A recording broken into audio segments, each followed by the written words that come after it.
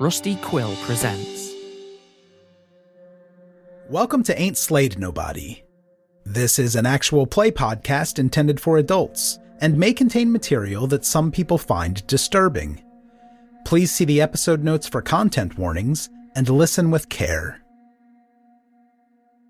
Hey, this is Cup from Ain't Slayed Nobody, asking you to join our Discord chat community. This is a fantastic group of people, and it's the best place to talk about the show, tabletop gaming, and anything else that's on your mind.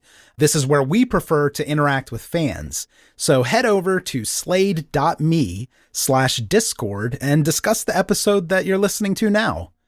That's slade.me/discord. I'll see you there.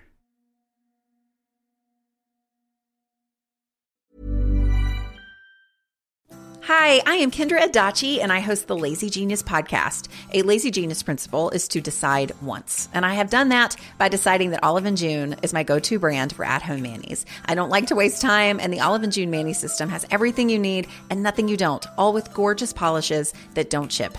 Visit oliveandjune.com/perfectmani20 for 20% off your first Olive & June system. That's oliveandjune.com/perfectmani20 for 20% off your first Olive & June system. Tired of ads crashing your comedy podcast party? Good news. Ad-free listening on Amazon Music is included with your Prime membership. Just head to amazon.com/ad-free comedy to catch up on the latest episodes without the ads. Enjoy thousands of Acast shows ad-free for Prime subscribers. Some shows may have ads. Welcome to Push the Roll, a low-prep, dialogue-only actual play series that incorporates ideas from our Patreon posse into the game as the story develops. Join up at patreon.com/ain'tslayed to contribute, and enjoy the madness.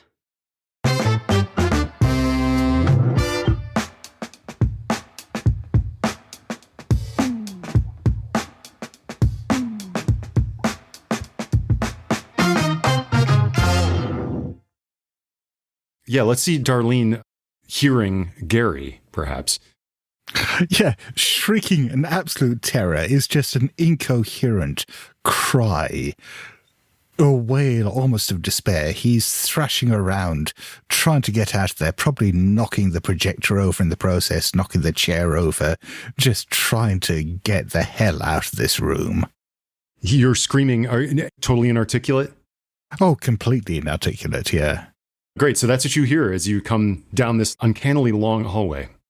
When you take a breath and the screaming stops, she's like, oh God, which way did he come? And just trying to basically echolocate your screams. And when she finds the door, she'll try the handle, and if I'm assuming it's still locked. Mm-hmm. Are there deadbolts on the outside, or is there a key situation? It looks as though a key's been inserted and locked. So this door, unless somebody could pick it, it's not just unlock it from the outside. Did I put anything into? No, I did not. Okay. Yeah. So I think she'll start first of all, just banging on the door, and she'll just scream in, "Don't look in the mirrors!" And I think she'll just start kind of trying to shoulder into the door. Just boom, boom. Boom, boom. That's what you're hearing, Gary, in addition to a shambling form somewhere in this room with you.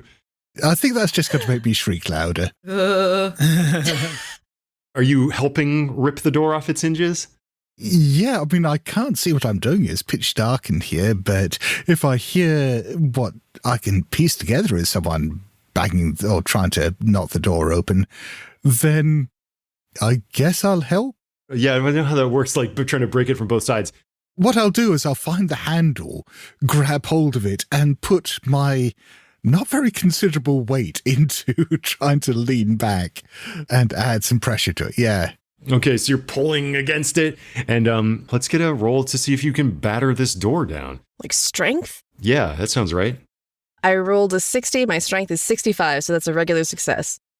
I think this is a pretty sturdy door in an old building that was meant to keep this person in. You feel its hinges wrench. You've broken it a little, but it'll take one more regular success to get it fully down. Can I do that now? Was Gary helping? And in that time, Gary, you're leaning on it. You can feel it now starting to splinter as you're pulling back on it. And that is perhaps when you feel like a hand begin to close around your garments. The shriek goes up an octave. Amazing. Okay, that time I rolled a 21, which is a hard success. Nice. Bam! The door snaps off its hinges. Gary goes back head over heels because he's putting his whole weight into pulling it down. Tumbles across. Roll luck, Gary. Oh my goodness. Oh no. Oh, not even close. Ooh. You knock over the projector.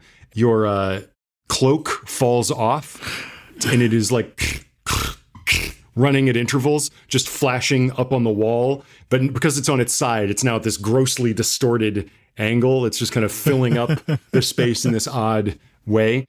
Darlene, you, as you kind of burst into the room and you see Gary tumble backwards, you hear the crash of this thing falling over and sputtering. The light is strobing now. You're getting this as the projector struggles against itself. Do I see Miss Thang? Miss Thang.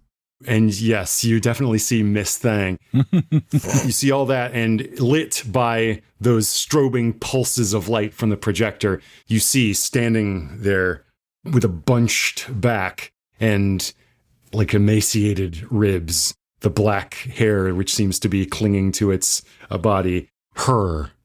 Why don't you roll sanity? Oh my God. Well, roll sanity right there. I got a natural 1. Oh, Wow. God. Wow. If you'll allow this, I think that Darlene will take stock of the situation. Does the thing note my presence at all? Does her note my presence? It's hard to tell with the back of the head. That's true. That's true. You see her kind of move backwards towards you. It's a loud noise. I think I would like to, this is Sparta, just kick her. Oh, Just, when she's close enough, just fucking kick her. just a boot to the back. Just a boot to the back. She's screaming bitch, I'm Gen Z. My life is a living nightmare. You think I'm scared of some backwards walking hoe? I don't know. She's just up in her shit, right? Oh, and this is a Godzilla boot, too. Yeah. Oh. So from your perspective, Gary, you're seeing a kaiju take a huge... You're on the floor. You're seeing a giant Godzilla take a kick at this beast. Yes. Yeah. With both feet, right? Oh, a jump kick. Yeah. Balanced on the tail. Stomping her like she's Tokyo. Yeah, exactly. Her hair is dangling into her face, Gary. You can perceive her eyes. But are you saying anything or communicating anything during this? What I'm going to do, just desperately, is I'm going to grab the chair or what remains of the chair off the floor and start smashing the projector with it. Oh my God. Great. So let's do the attack first. Why don't you roll your fighting brawl against her? It's probably not going to be great. Nope. I failed. And you can't push brawl rolls, right? That's right. Yeah, so I failed. She lunges to you, but also fails. And you're just getting moving in this staccato way, almost as though she is being somehow influenced by the strange rhythm of the projector. And you can see the distorted face of the crying child, taking up the corner of the room every time the projector goes. Yes, and if you hear Gary screaming anything, perhaps more inarticulate stuff is coming out of your mouth, Gary. But Darlene, what's odd is when he screams and speaks, what you're hearing is yes, I can. Gary appears to be speaking backwards. What? I can't understand you. Just wrestling with her. She is going to now come for you. Great. Ooh. And that's a good roll. It's a hard brawl success. I guess I'll dodge. Especially because I missed if I landed, if I'm prone now because I tried to go for a kick. I guess rolling out of the way is what she would try to do. Okay. Come on. Oh, yes. Yeah, that's going to be, I'm going to spend 1 point to make that an extreme success. Although I guess I don't have, well, whatever. Yeah. Because I want it to be stylish. So, yeah, she rolls out of the way with style. Great. You feel her kind of lunge for you on the ground. You roll away with elegant style. Even though you only see the back of her head, you can tell she's kind of impressed. With the tail, especially. A. Yeah. Yeah, very graceful for being in a kaiju suit. I think, Gary, this projector isn't putting up a fight. You can smash it. Your goal is to break it entirely. Yeah. I think at this stage, subtlety is well and truly out the window. I am just going to try to reduce this to kindling. Great. You smash. As you do, the gears, bolts, the works of it are flinging apart. The film itself snaps and ruptures. You just hear the flapping as the momentum of it is arrested, and you totally annihilate it.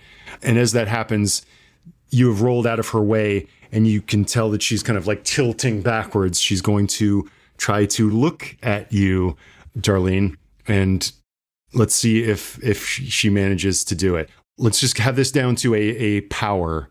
I rolled a 55, and my power is 75, so that's a regular success.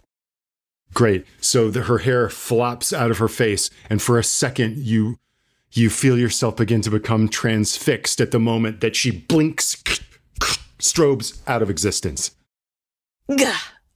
Immediately take stock of the situation. If it seems like the room is empty, I think I'll scurry over to Gary. Dude, are you okay?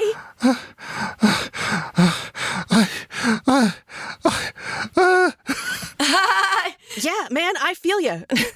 To you, Darlene, that is still I think for a second, Gary, you may be under the influence of this experience you've had somewhat. Is there any use in trying to calm you down? You're not indefinitely insane, are you? No, I'm just freaked the fuck out. Amazing. Yeah, I think Darlene will grab you by the arm. We gotta find Mel and Sam. We gotta, they're probably in danger too, and just starts dragging you out of the room. And is that when you arrive, Mel? Were you pursuing them? No, I think they probably fought long enough that they may have even heard at one point the sloshing of liquid chemicals as I arrived in the doorway. Mm-hmm. And then I saw that thing and ran to find Officer Day. Oh, if you saw that thing, can I have a sanity roll, please? Yeah. I mean, when I saw the door. She's probably got it. Oh, you saw it. Oh, my God. Whoa! What the fuck, Cub? I rolled a 7. It turns out pest control, is the most grounding. Yeah. I wish you guys were less sane. It's like being hardened in pulp if you're a pest control technician. Exactly. You've seen too much, man. Yeah. I thought if you breathed in so many toxic chemicals over the years, you've lost your capacity for fear. That could be, yeah. So you're running to get Samantha. Yeah, because I saw a dead body in the crawl space that came to life, and I saw this thing that Darlene was fighting with. So yeah, I'm off. Yes. Okay, great. Off you go. Samantha, we've established what you're doing. The puddle that was Kendra Cole continues to grow. Charlie Chalamet is enfeebled in your arms. Mm-hmm. Mm-hmm. The Gimgulls continue their chant. Mm-hmm. The feverish light of the cinema crackles above you. Listen, she's a police officer, but she's also seen movies, right?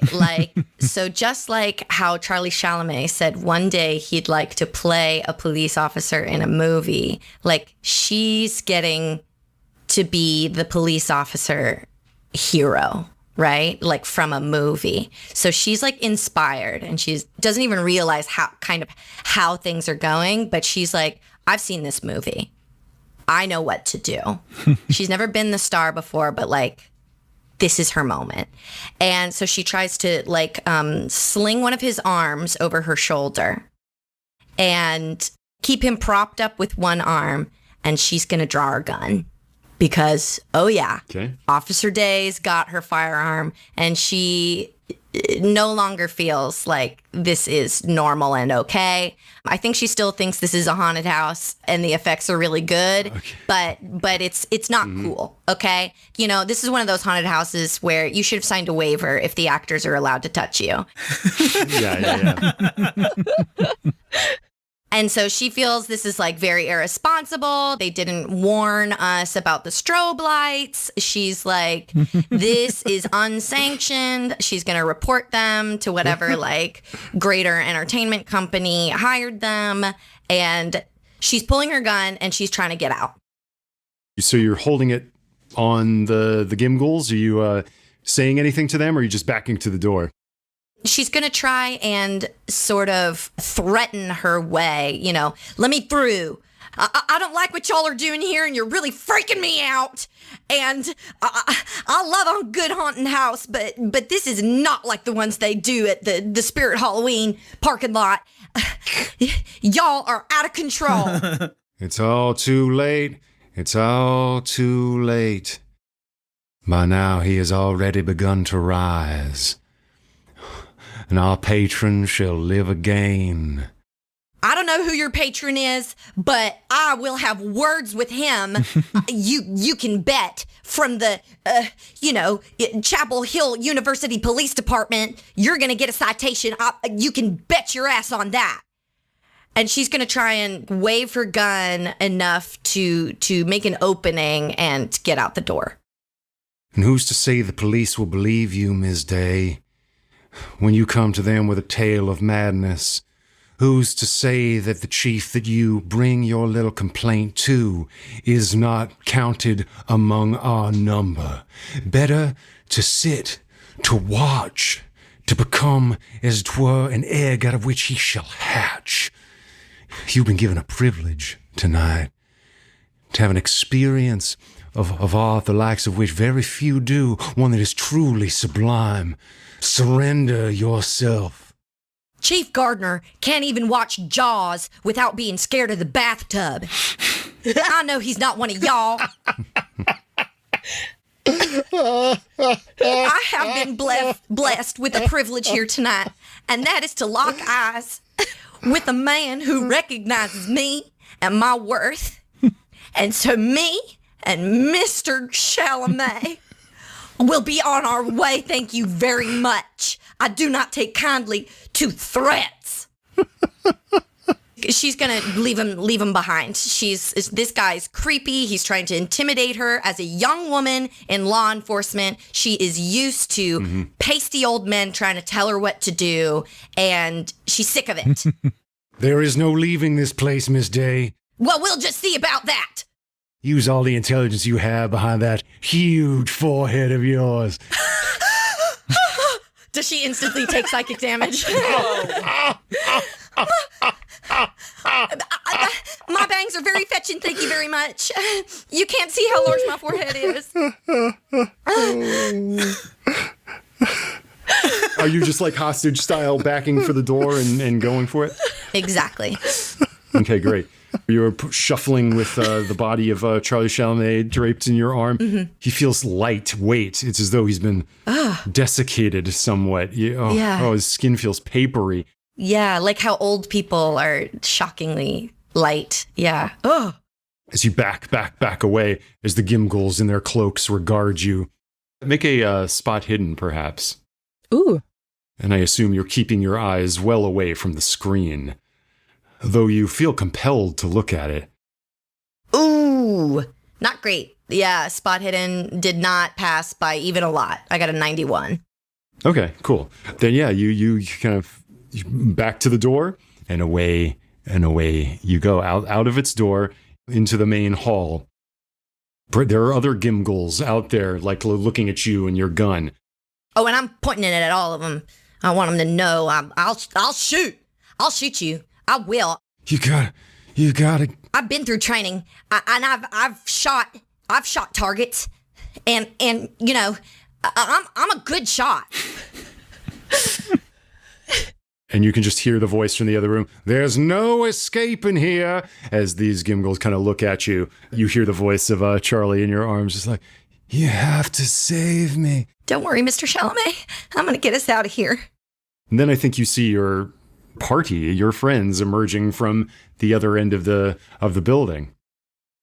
Ooh, could we say, since Mel was going to find Officer Day, when she emerges with Chalamet or Charlie, you were kind of pulling him. He was like draped on you. Is that right? Mm-hmm. Yeah. Like arm over the shoulder, like wounded soldier style. He looks disgusting now. So I think that Mel's going to think this is something attacking Officer Day. Oh, no. Oh, no. So what I'd like to do is peel the tank off my back and bash his head. Oh my God. Oh, man, oh, man. Charlie. Oh, no. Like, just run up, like, I've got you, Officer Day. No. Oh, God. All right. Are you going to do anything to stop this, Samantha? I don't think I can because I've got one hand under his arms and one hand on the gun. And I know this is my friend Mel. Well, you are in a black cloak, but I think you've spoken. You've said, I'll help you, Officer Day. And so I recognize his voice. And yeah, I can't do anything to stop him. Yes. He's so enfeebled. He looks not unlike he did with the prosthesis on in Teenage Dirtbike Zombie. Oh my God. And now the tank of pesticide crashes into his head and I think knocks him out of your arms. He tumbles like it feels like hitting an overripe gourd. He's been so enervated by this eldritch experience. He collapses to the floor. Charlie! Oh, Mel! This isn't a bad guy. This is Charlie Chalamet. He's a star. He won a Razzie. He was attacking you. I saw him. He was on your back. Like, he's not attacking me. He was attacked. He's a victim. Did you see his gum line? His gum line. I mean, that man was beautiful. This was like a corpse. He's still beautiful. No, he's just somehow, I don't know, they've made him look like how he did in Teenage Dirtbag Zombie. Listen, he's okay. He's fine, right, Charlie? And I want to roll first aid to see if I can just I don't know, stabilize him. I don't know if his brains are leaking out or whatever, but... The Gimgulls are kind of just observe. This is a long conversation. This hallway, the robed figures are kind of looking at you. While this is going on, Gary is just shouting frantically at this lot, but all the words are coming out backwards. He's just waving his hands around. All this incoherent stuff coming out of his mouth. Which, if they ever recorded it and played it backwards, it would be something like, "Can we get the fuck out of here?" Yes. Gary, I can't understand what you're saying, man. It's just like, it sounds really gobbledygooky. I'm sorry. And kind of like, if we come upon this scene, Darlene is gonna take stock of this scene. This is fucked up. Can we look into the room with all the robed figures? Are they moving towards us at all, or are they just staying still? Absolutely. You of course run a risk of seeing what's on the screen when you do that, but please do look in. Yeah, just trying to see if they're coming out after them. Yes, please gaze in. Yeah, and yeah.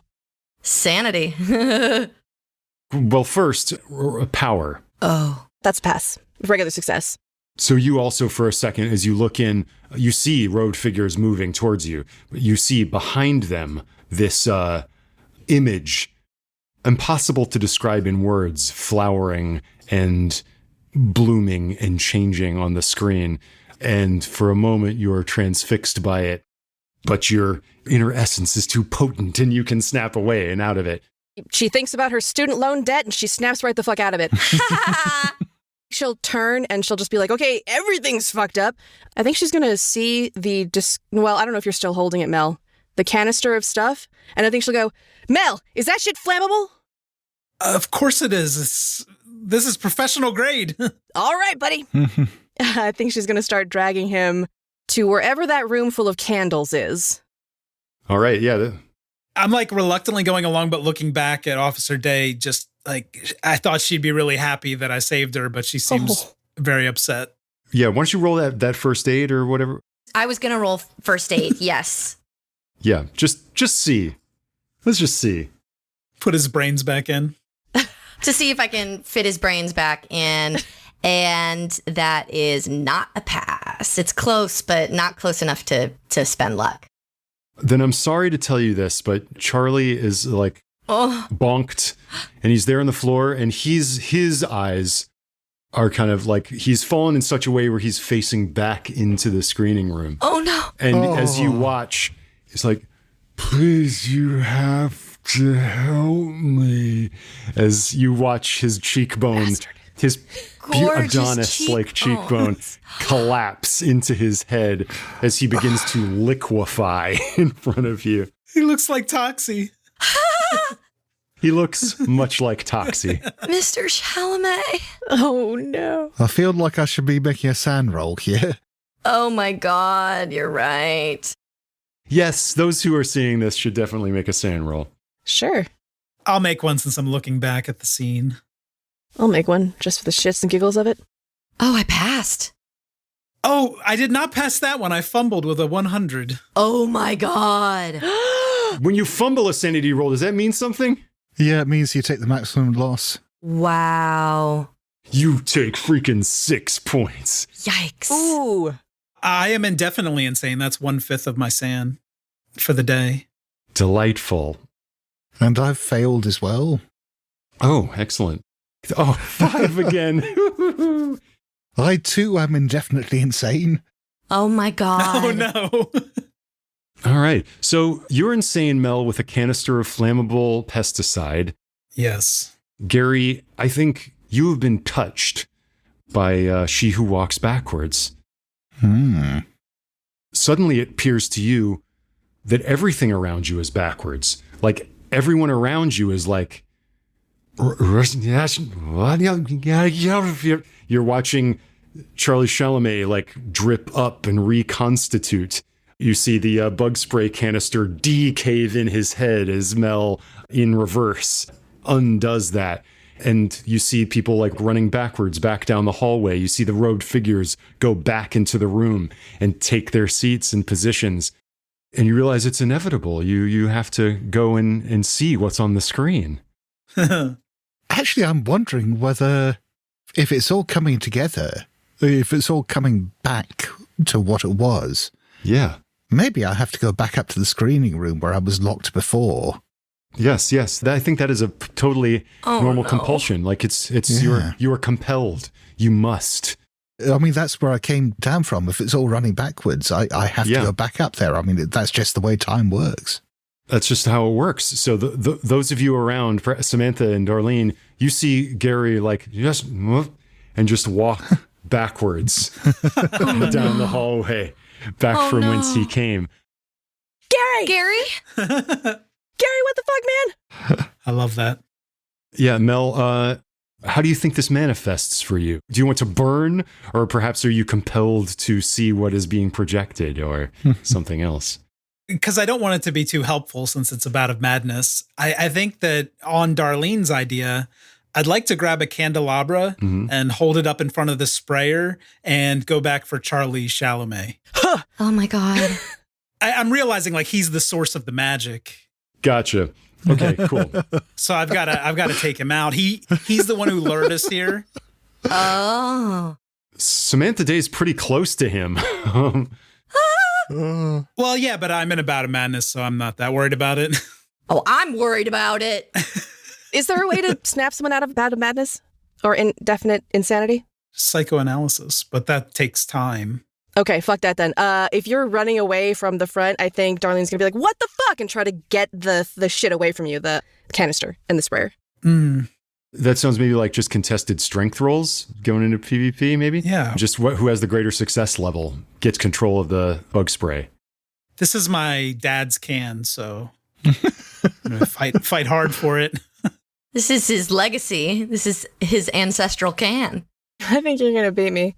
I have a regular success. Yeah, I failed. Unfortunately, Darlene, maybe your Godzilla gloves are working against you. Don't have great grip. Yeah, just slipping off.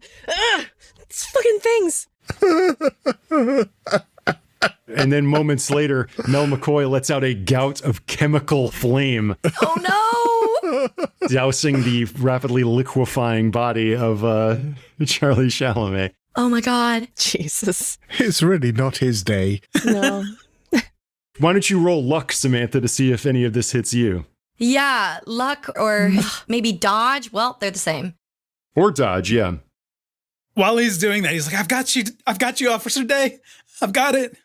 Oh my God. Whoa! Ooh, my dice gods are back. I just rolled a natural 1. Oh my God. Please tell me how you get out of this pickle like a total badass. Yeah. So Officer Day is possessed by the spirit of the prototypical platonic ideal of the movie cop. She's more athletic, she's more dexterous, she's more acrobatic than any cop has any right to be. She's smarter and more vigilant, and she full on from a crouch where she was clutching the rapidly deteriorating, liquefying body of Charlie Chalamet. She jumps up into a full backflip walk over where the fire passes over her body, and she comes out of it in a roll back by where Darlene and Mel are. So she's behind where the flame has been shot from, and it looks awesome, incredible. It goes in slow motion, everybody sees. It's super cool. She's doing her own stunts. It looks sick as hell. That's awesome. Almost snapped me out of a bout of madness. Darlene's like, Mel, what the fuck? What the fuck are you doing? Whoa. Whoa. Yeah. I'm Tom Cruising it. I am doing my own stunts, and it looks awesome. Fantastic. It's at that moment that the door underneath the stairs creaks open. No! And you see a figure emerge into the light of the roaring chemical fire that used to be Charlie Chalamet. It is dressed in a moth-eaten and rat-nibbled formal attire. There's a jaunty cravat about its neck. There are long nails on its withered hands, and sprouting from its neck is a bulbous and pulsating mass that is becoming more and more like a human face every moment. What? As it seems to be reconstituting itself back into a grotesque parody of the person in the portrait in that room with all the candles. Foster Aikman! And you appear to be looking at the reanimated body of Foster Aikman. Ew! The exchange has taken place. He lives again. Ew! Can I pull, Mel's hands in order to direct this spray at that thing? Yeah, sure. To add to that, I was going to say, in the Continuing Battle Madness, it's just a continuous spray. So he's just spraying. Fair enough. And also, just out of pure instinct, Samantha Day is going to absolutely shoot that fucker in the face. Okay, great. Make your firearms roll. Not to be teacher's pet, but they have not seen this monster before, Ross. Oh, gosh, I'm sorry. You're right. Beat up after school, you piece of shit. Oh, you're right. No, you're right. Everybody roll. Thank you. Okay, fine. Yeah. Ooh. I did not make my sanity. I did not pass. Darlene passed like a rocket. Like a fucking monster. Like a fucking kaiju. Awesome. She is totally cool with this. You lose 3 points of sanity, Officer Day. That point just made it to, is it a fifth of my total sanity? A fifth of your total, yeah. Oh, okay. What's a fifth of 60? Hold on. I teach math for a living. I should know this. 12. Okay. I've only lost 5 points. Does her sanity get affected by the death of her beloved? Oh my God. Oh, yeah. Just keep rolling it. Thanks, teacher's pet. Yeah, let's keep it going. Oh my God. You guys are really being tough on. 4. You lose 4 more sanity for the death of Charlie Chalamet. What? Oh my God. Okay. 1, 2, 3, 4. Okay. I've lost 9 points of sanity total. So I've almost lost a fifth. But at the moment, you're still super cop. Yes. Let's take that shot. And you're haphazardly spraying fire around, Mel? Yes. I think it would depend on how maybe Nick rolls for Darlene on redirecting my aim. Great. A fumble would be great because then she could be on fire. Then I guess roll your... It's like you're using him as a weapon, sort of. Yeah. It's like strength, probably. I don't know. Yeah, you roll strength. I think I want a hard success for this. Well, you didn't get it. I failed. In that case, lots of stuff catches on fire. Oh my God. Oh no. How does the firearms roll go? That was a hard pass. Yeah, because I'm an expert at my Glock 17 9mm auto. Ooh. Wow. They give you that thing, but they won't give you a car? Jesus. That's the American policing system. Like, any kid can come get a gun, but not the car. They're more expensive. You got to pass a bunch of tests for the police car. Jesus. You can hear the reconstituting mouth of Foster Aikman just say, "Behold, it is Baron von Madblood." His like little catchphrase, right as your bullet blasts his head into glorp. Ooh. This is very splatterpunk, like bits of this like weird fluid that was constituting into his head just go everywhere. Oh God. Not least of which through the enormous gouts of flame that are shooting out of Mel McCoy's bug spray canister.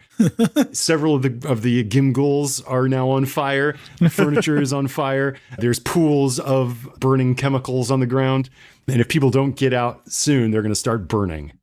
Yeah. Okay. I think I'm still in super cop mode. So anybody that I can see, Mel and Darlene, I think Gary's too far gone, right? He's up the stairs.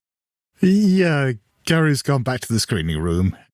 He's going back. Capital G, capital B. He's going back. I'm going to push my friends towards the front door. Come on. We got to get out of here, y'all. This is not okay. Mel's just spouting like obscure movie quotes while he's spraying Gimgools with fire as he's being lured away. Humans are such easy prey. Like really getting into it. What about you, Darlene? Darlene is going to kind of like start to go up after Gary and then be like, he'll die the way he lived with scary fucking shit all around him. And then she'll just kind of like run out with Samantha. Great.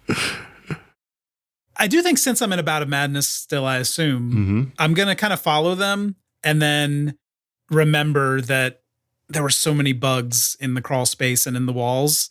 That's your art. That's your craft. This is a sick place. I have to make sure this place burns down. And the only way to do that is to kind of move to the core, probably the screening room of the building, and just set everything on fire. Curtains, beams, make sure it all burns. Celluloid film is very flammable. Yes. So Darlene and Samantha burst out of the door. You've got the van there. And of course, you've got a certain sick-ass motorcycle there. Reminds me of my beloved. The possum's honking the horn. Gary is moving with the flow of time, back. And Mel, you walk into the screening room, blasting fire all over everything. Gimgools are screaming and burning. And as you walk in there, you, with your kind of queerly focused eyes, see into the projection room for the first time and see a projector. And you can see that it has been rigged somehow. The projector itself is throwing its beam of light into the back of a human head, a decayed human head, and the light is shining from its eyes. This film is being projected through the ocular cavities of a human head. I love to imagine right when he sees the head, the chemicals run out. Like he was ready to light it on fire. And then it's like, oh, got to refill the tank. Yeah. Great. Are you trying to escape then, Mel, at this point? I think if everything's suitably on fire and all the people are running around burning, I'll try to get out now. Then I think Darlene and Samantha are already in the clear. Mel, just make a luck roll for me as you run madly for the door. Sure. Come on, Mel. Ouch. I failed that 87 over 55. You realize that your canister is out of juice. Yeah. But the fire is all around, the purifying flame. And as you turn to run away, you suddenly are caught in the grasp of two still rather potent arms. A neck bubbles and spurts as a face begins to sort of like emerge from it. And the mouth kind of constitutes in front of you. It's like, you do not yet understand. You will when you see. The fingers pull your eyelids open and you gaze into the burning screen, the mouth that goes on forever as the flames lap around. The camera of our story catches Mel McCoy liquefying as the head of Foster Aikman becomes quick with life and forms there above as he's like, ha, ha, ha, ha, ha, ha, ha, as the fire burns all around. Oh my God. I love it. At least his last thought was like, now this is a fucking movie. Oh, Mel. How are Darlene and Samantha escaping? So I imagined that we went out the front door, poof, burst out the front door and did that movie thing where you turn around and see what you just escaped from. That's what I pictured. Did we see that? Did we see Mel get liquefied and Mr. Aikman? I think you maybe saw him get grabbed and pushed deeper. And pulled into the flames? Oh, no. You're just gunning for another sanity roll, aren't you? Yeah. I pictured myself seeing this, so I think I have to. Oh, wait, did you fail it? I failed. I passed, but barely. You just take 1 point of sanity loss, but Darlene takes 4. Oh, man. Mel was always kind of annoying to Samantha, so just a point. Yeah, she never really thought about him. Wow. Some of the other officers would be like, that Mel guy, that McCoy guy, he's your age, why don't you ask him out for a beer, to the local tavern? And she's like, what? Oh, Mel? No, that's okay. She never gave it another thought. Nice.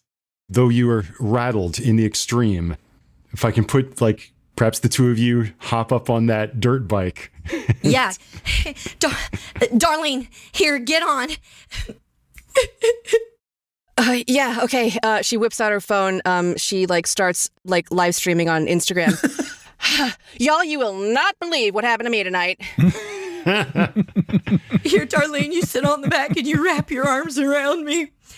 Samantha has been riding dirt bikes since she was a kid. She's from the South. She's from Chapel Hill. Her parents go out mudding we go out mudding every summer. Mm-hmm. And she was just pretending to be frail and naive to impress Charlie Chalamet about where do I put my arms? But she knows how to ride a dirt bike. Yeah. Darlene wraps her arms around her waist. Let's just get the hell out. Oh, man, you are surprisingly fit. It's all the physical training. And silhouetted against the burning Gimgul Castle, off into the night. Yeah, we peel out like Kiki Palmer and Nope. Just excellent. With the tail hanging off the end. Yeah, flapping in the wind like a banner. Yes, maybe sparks coming off the tail. See Gary just walking backwards into a dark room with a broken door. Yeah. Flames continue to lap around. Gary, believing that time is going backwards and he has to return to where he was in the film, he smashed that camera, but he is a repairman by profession. That's correct. And so, with the tinker's dexterity, begins to repair this object and just see him in that dark room, building it again. Ready to go back to his wife and daughter and finish his tea. Yes, indeed. Let's get a snapshot of what Darlene is after this, Coda style. Oh, yeah. This could be any distance of time later. She becomes one of those Instagram personalities that's like a ghost hunter. She's always looking for weird shit. She gets really into tarot and crystals and whatnot. And she just kind of tries to go around to places that are supposed to be really haunted. She's definitely hitting up as many horror film festivals as she can find, just trying to catch lightning in a bottle again. Wow. But I think that she just kind of becomes obsessed with the occult in the way that a young person would, which is very public on social. Amazing. And maybe every now and then as Darlene is like scrolling her influencers' feeds, she feels how like looking at this screen somehow seems to sap her vitality. It's odd. Whoa. And what about Samantha Day? Officer Day never leaves Chapel Hill. She remains a campus police officer there for the rest of her life. And she never moves up in seniority. She doesn't have ambition, really. She spends most of her time making sure that kids aren't playing around Gimghoul Castle. Yes. And if she ever sees anyone in a black cloak, she chases them down. And she gets this reputation as like sort of a harmless kook of an officer, a little, easy to trick, easy to goad, right? Some of the kids will sometimes throw on a black cloak and send her spiraling. Mm-hmm. She never marries. She has no social life. When the other officers ask her, after shift to go out and grab a beer, she politely declines. Something happens. Even her friends on the force, who she was close with before, she becomes distant, and she no longer goes out. She just goes straight home and she watches movies. And there's 2 movies that she watches probably every night in particular. And the first one is her favorite movie, Beetlejuice, where she tries to take strength from that fast-talking ghost. And she takes comfort in the idea that people live after death. And there is something there. And that maybe she thinks this. She lets that comfort her as she watches her very favorite film, Bride of the Teenage Dirt Bike Zombie, and looks at the young and handsome face of Charlie Chalamet, who mysteriously went missing, and that fateful day of that film festival. And she remembers wrapping her arms around his hot bod on the back of that dirt bike.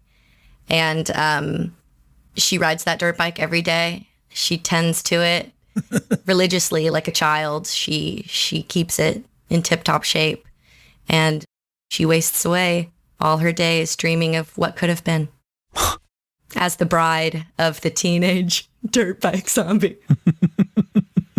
And yeah, the police investigated and found nothing suspicious at Gimghoul Castle.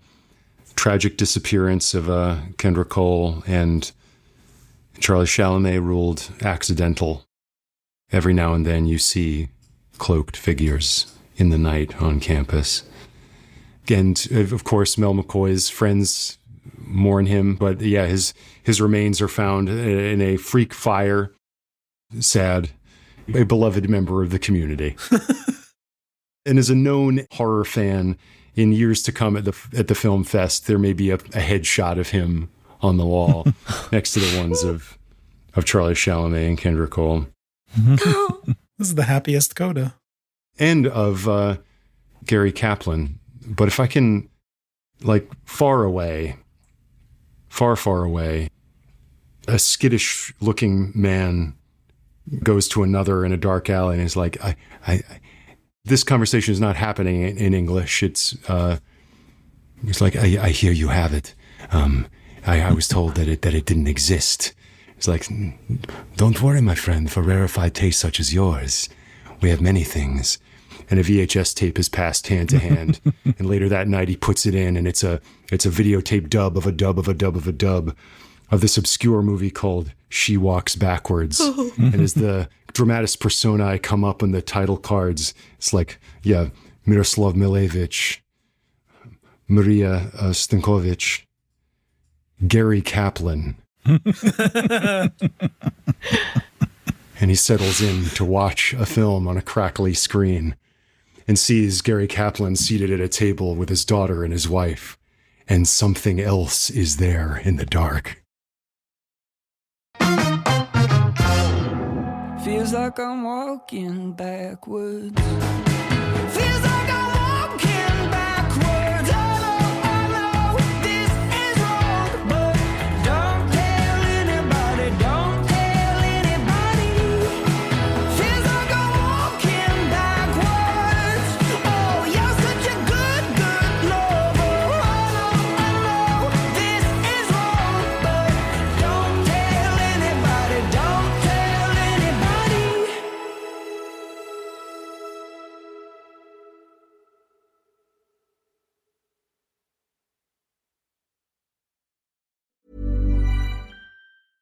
Tired of ads crashing your comedy podcast party?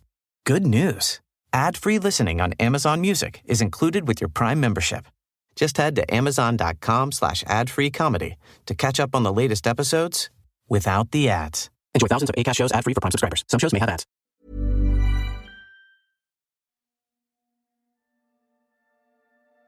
Thank you for listening to Ain't Slayed Nobody.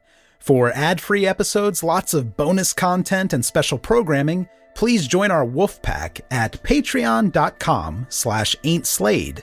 Or subscribe to Ain't Slayed Nobody Plus at Apple Podcasts. Nothing helps the show more than becoming a subscriber. See our show notes for full credits, and help us grow by posting friendly reviews and spreading the word to your friends and followers. Thank you, and good luck out there.